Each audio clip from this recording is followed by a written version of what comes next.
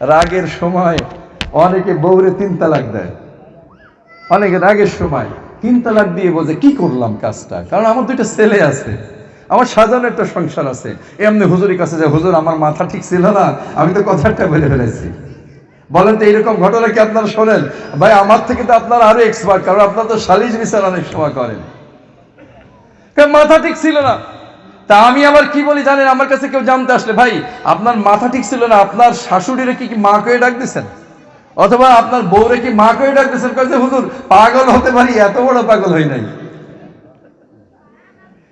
ওনার sales কাজ করেছে, উনি ওনার বোনকেও মা বলে নাই, ভাইকেও বাবা বলে নাই, স্ত্রীকে 3 তালাক দিয়েছে বুঝে শুনে, ঠান্ডা ব্রেনে দিয়েছে যে তোর সাথে সংসার করব না, বুঝে শুনে দেওয়ার পরে এখন দেখলো ঘটনা কি হলো, ছেলে মেয়ে আছে, পাড়া প্রতিবেশী আছে, কেমন একটা কাজ হয়ে গেল, পাগল সাজে খুঁজে আমি পাগল ছিলাম, আর ব্রেন ঠিক ছিল না।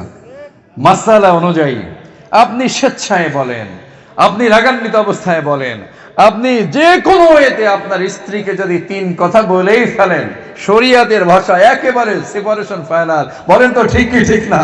একেবারে ফাইনাল। আমি লিখিত ফতোয়া তো দিলাম না, লিখিত ফতোয়া দেবে যে কোনো মাদ্রাসায় ফতোয়া বিভাগে যাবে, লিখিত একবারে দলিল সহ রেফারেন্স সহ দিয়ে দেবে।